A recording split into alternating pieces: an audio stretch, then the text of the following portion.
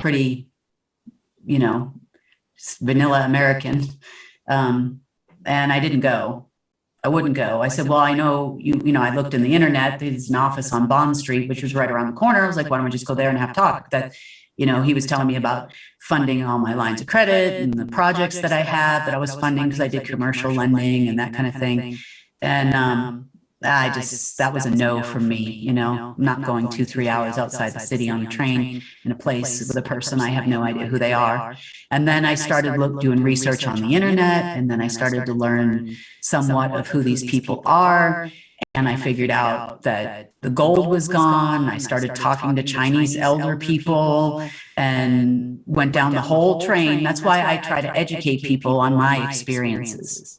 So in 2010, I was talking to, unbeknownst to me, a German SS officer and a member of the French royal family of Rothschild, right?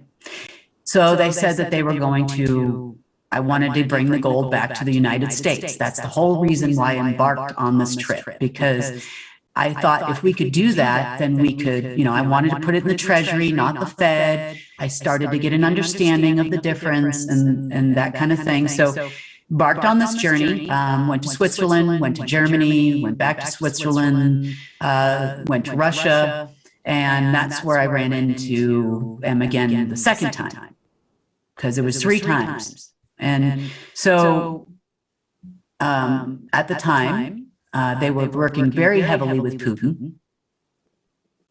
And I arrived there, the Fed arrived there, some people from the SSP in Germany arrived there, a guy named Philip Love and General Ritchie arrived there. So many people came, and everybody was expecting me to trigger the system that I really didn't know much about. I knew there was a back ledger. I knew there was an off ledger financial system at the time because of the Chinese elders, right? So we had tons of Chinese people show up. We had the Black Mullah show up from the Middle East. Okay, so maybe you can explain how these people saw you in a certain role. Is it because Marduk had told them, or, you know, that you were a certain bloodline, that they, you know, you were going to be their representative or something of this nature? Like, why, you know, would they admit you into their sort of circle? So Project Looking Glass. Again, because they identified you in Project Looking Glass. So they had to control me. So they all, okay, so. Befriend me and control me. All right, okay. And then also you're saying they acted as though you had some kind of control over moving the money. So why would they think that much? I didn't know it. I'll tell you exactly what happened from there. So I had an Asian lady who was confirmed as a trustee, right? Who I had been talking to from Thailand. Her name was Rod Sharon. I remember that. Don't remember her first name off the top of my head, honestly. So she met me there in Russia. The whole reason why we landed in Russia, because I thought Putin was a good guy, right? They were starting the branding of the Savior program over there, of him being the greatest man on earth, right? If you remember back in 2014, if he ran for president in any country in the world, including the United States, he would have won, right? He was that popular back then. And that was part of Marduk's plan. So, but I saw a speech that he did at the World Economic Forum that said that, you know, the order is going to take over and this is a security risk for the whole world and we don't want a new world order, that kind of thing, right? So I thought, well, he must be good, right? Maybe he's a good person. Maybe that's why everybody hates Russia, who knows? But they had put a Class C block on the trustee lady's, Thai lady's passport. So the only place I could get her in without a visa was Russia. And I knew it was one of the 7 places in the world you could go to trip the entire system at that time. So that's how I landed in Russia. I'm sitting in my hotel room. I'm dealing with this lady who's just virtually bat crazy, right? And awful. I mean, greedy and crazy and dark. I could feel how dark she was. I hated being around her. I tried to be nice to her. Okay, now I'm not sure, why did you have to be in a room with this person? I guess I brought her there. Sure. Okay, I got her to this point. Who is she such that you needed to have her there? Well, I thought she was the trustee. I was nothing. I was nobody. I was just trying to. She's some kind of pivotal person that handles the system, in theory. In theory, at the time, that was my impression, until I got further into it and figured out that a trustee means absolutely zero. So, yeah, Marduk always had the final say. Was she Asian? Yeah. Okay. Yeah. She was from Thailand. Sorry? She was from Thailand. All right. And did she claim that she was associated with the elders or what? I met her through elders. They, these Chinese people told me that I had to go see her. Okay. Yeah. Like when I asked them about releasing the gold to the United States, because that was remember, that's what I was doing, so that we could fix our economy, so I could get my credit lines back and my life back. I know that sounds selfish, but honestly, that's what I was doing. Right.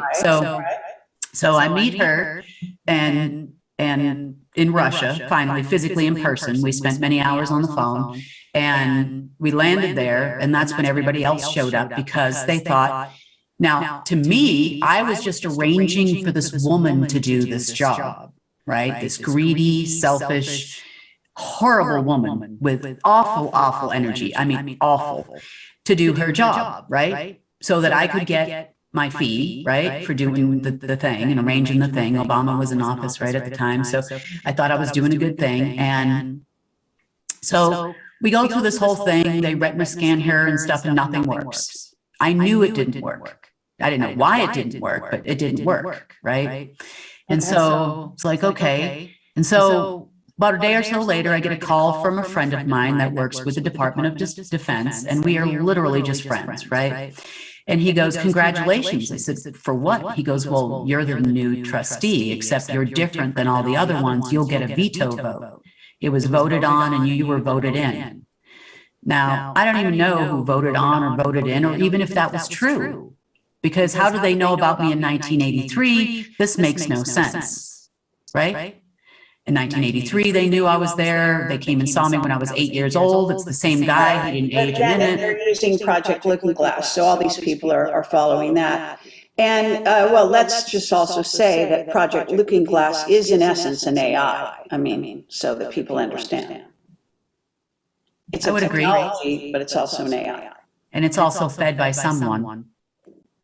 Someone puts that information, the etherical information in there. Okay, we can get into that, definitely, but I don't want to lose the train here. So back, you're with this woman, you've now been, told you're the trustee, and she's not, I'm assuming she's deposed at this point, or? No, she was still around. I was informed by my friend at the DOD that the Russian government was going to be coming to my hotel, and then they would tell me this. And they did, but an hour or two later. But he called me first.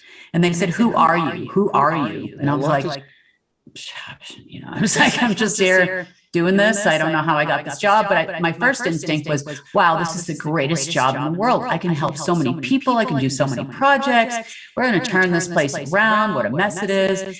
And little did I know that was the beginning of the end of me having any kind of normal life whatsoever. I hit everybody's radar. Okay, so at this point, you become a trustee. And this is again, what year is it? 20? This would be in March of the announcement was made to me in March of 2011 in Russia. And I left Russia on April 5th, 2011, and whatever you want to call the old Asian man, Marduk, told me that he would be in touch. About mid-May, he called me, and we spent about, I remember my cell phone bills, 35,000 minutes, in a month, talking constantly. On the phone. Is that what you're saying? Okay. Yeah. Now, I'm just curious because at this point you're getting sort of very deeply involved. Did you have like, you know, psychic dreams? Did you have visitations? Did you have what one might call preparation in any way, sort of, you know, in your dreams and or visions and or psychic information coming at you prior to this kinds of stuff? I did. Right before this happened. So before I landed in Switzerland and Germany in September of 2010, okay, so this trip didn't take place till November, and I was gone for several months out of the country. So in September of 2010, I was taken to China, okay. I went on about a 10-mile hike with some little old guy who was about up to my shoulders, and I'm about 5'5", 5'6", so he was very short, wearing a white Asian type suit, not a Thai suit, like an American suit, and he didn't speak English, so I had a translator there, and we got taken by a truck to a spot, let out there, went about, it had to be a solid 10 miles into the woods, right? And we went down, there was a stone staircase, and the translator was not allowed to come in, but me and the old man could go. So we went down the staircase, around the corner, and we ended up in a room, and there was a sun in the tile on the floor, and then there was some Georgian columns. It wasn't a very large room, and there were other people already in there waiting. So there was white people, there was, you know, Asian people, there was African people. I mean, you know, there was people of all colors in there, and everybody was just sitting around talking to each other. So, you know, of course, the guy that I went with didn't speak English, so I was just kind of like observing. So at one point in time, everybody started going around, and they were standing on the points of the sun. Now, the sun in the floor has, it was like a brown tile shaped in the floor. If that makes any sense, like a mosaic sun. Yeah, sure. And then everybody started standing on these points around the sun, and there was probably about 30 or 40 people in there. So they bring out this box, right? A very pretty box, looked to be gold or some kind of metal to me. And there were rods that went through the two sides, like the old casket style. And they brought it and they put it in the middle of the floor. I'm like, oh God, did someone die or someone going to die? Because it looked like a casket to me, right? So I'm just sitting there, and then a couple of the gentlemen that were carrying the rods opened the box, and out pops this ball of light and a massive wind. So this, in my Catholic upbringing mind, is the Ark of the Covenant. Okay. It's exactly how everybody described it. So the ball of light pops up, and I'm just mesmerized, because what I feel is the most intense feeling of unconditional love you could possibly imagine. You know, and I got tears in my eyes. I mean, it's just an amazing, it would be like what I would think people would feel if you went to our whatever heaven is, right? Like I felt like I was in heaven, like the love, the amazing feeling, the wind. So I'm kind of mesmerized by this for a few minutes, and then I look up, and everybody's gone, except for the old man that brought me there, who is standing behind me, like using me as like a shield. And he just turns around and he looks at me and he goes like that. And then that was it. And then it was like a test. Okay, fair enough. Yeah, since then I have found 3 other boxes like that, just so you know. That was the largest one I saw, but I have found 3 other ones like it in different locations. Okay, and when you say you found them, did you go looking for them? Yeah. I had found them first, and then I went to that location and got the box, basically. Okay, so somehow, like on a psychic level, or did someone tell you about it? No, it's all me. So on a psychic level, I found the boxes. Okay. I found the one in Saudi Arabia that the Russians took, because I was working with, remember, I thought Putin was still a good guy even after I left. and he's working with Marduk and Enlil. We had meetings every Saturday. They sent me a little pink satellite phone. I would have these talks with them every Saturday night their time, Saturday morning my time. This went on for years, right? I think, and they're the good. What did you talk about? What did we talk about? Mm-hmm. You know, I had a lot of indicators along the way that these were not good people, but I thought they told me they were my boss, right? They paired me up with Putin. They told me I was yin and he was yang, right? Here I am thinking, the other guy, they called themselves grandfather and uncle. So here's the elusive grandfather everybody talks about. Wow, this is so great, right? I'm like, here I hit the top, you know? Okay, and what did this so-called grandfather look like? And this is Enki, I assume. Is this Enki? Yeah, they all looked Asian-like, I guess. You know, they can do something called mimicking, where what you see with your eyes isn't necessarily what it is that's right in front of you, right? So it's affecting the emotional and etheric level of matter, so you see what your heart and mind sees, right? Until it's no more, right? So so you're having conversations with them. They're pairing you up with Putin. Yeah. When they're pairing you up, we're supposed to be partners. Lovers? Oh yeah, they wanted that too. They said that would be really good if that worked out. Okay, and was Putin there in person when this was going on? The meetings were on the phone, Right. and I didn't actually get back there until 2015. I know, but was Putin on the phone with you guys?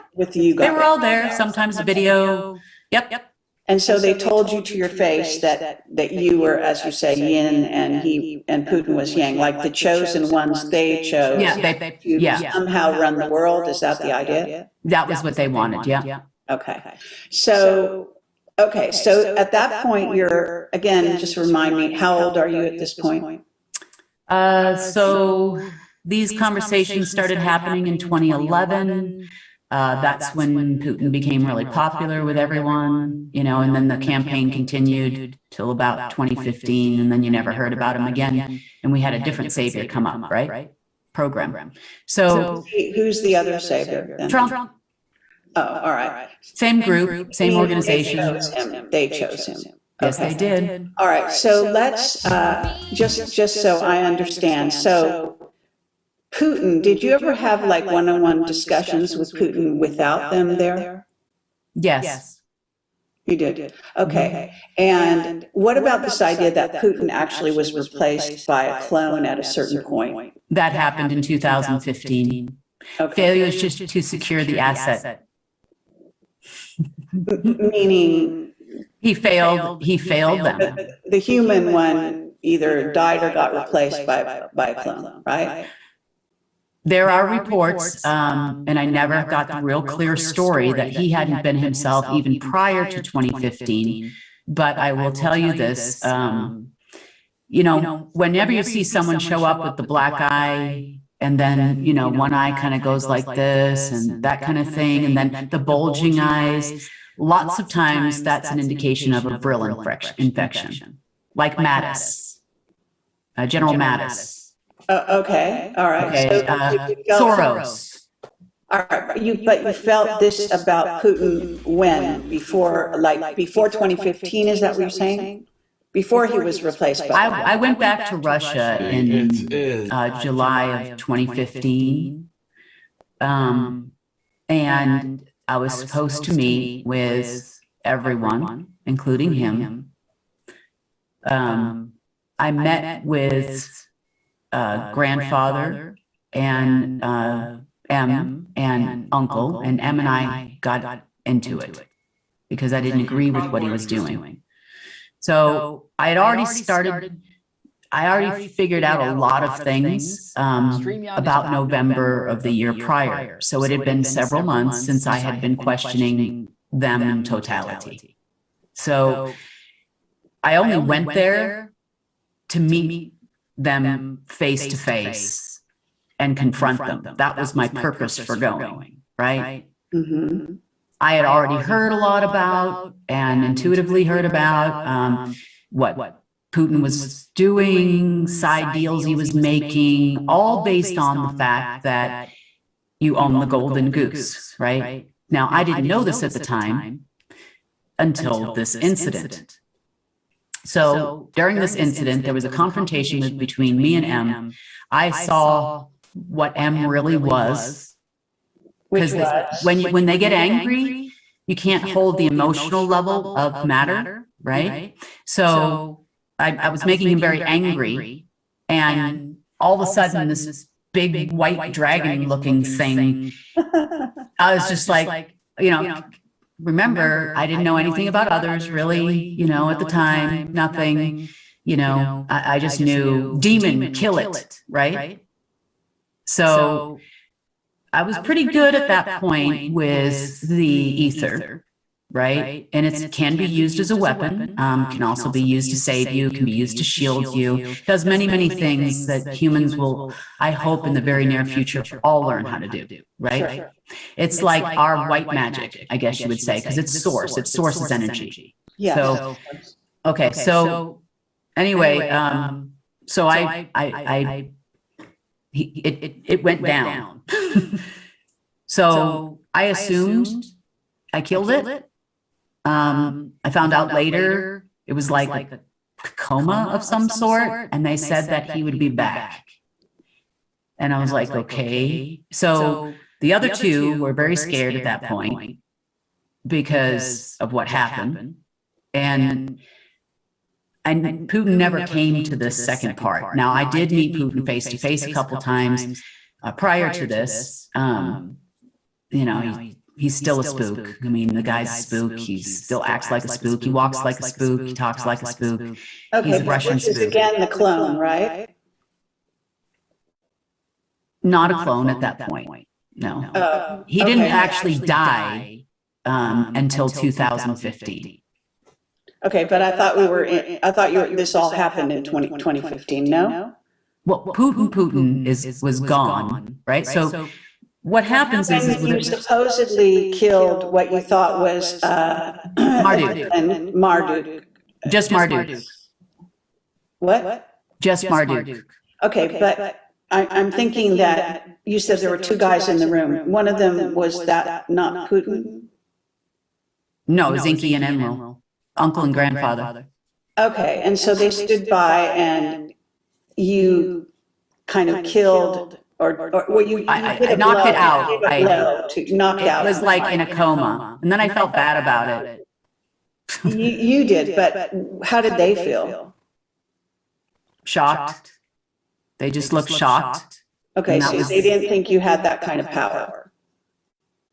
Yeah. All right, and so then Putin, but you were in Russia, right? This is in Russia. So, but Putin wasn't in that meeting. No, he was, I was supposed to, this was like probably on a Wednesday or Thursday, and he was supposed to come on, he used to only come on Saturday nights. So I was supposed to be there this whole time, and we were all going to be singing Kumbaya, so they thought, right? And then they were going to bring him in, and then there was going to be some kind of a ceremony, they said, and all this. I didn't believe any of this stuff, really, honestly. I didn't at this point. I didn't even believe anything they said. There were way too many inconsistencies at that, and I started learning, right? So I went there with in an attempt to confront them, because there was, I mean, I would go find a box, right? Like one of these special boxes. All of a sudden, there's rumors on the internet about Putin taking the Ark of the Covenant from Saudi Arabia. Do you remember that in the news? It was like in alt media and for a while. But anyways, it's probably still out there. But it was me that found it. It was me that went there. The one that's in St. Petersburg. It was me that found that one, right? Nobody had. There's 7 of these things, right? And after the third one, after they took them all, I stopped looking. So, okay. Was there a motivation to find the boxes? Is there some kind of, prophecy associated with the number of boxes? And if you find them all, then something happens? I mean, is this the motivation in finding it?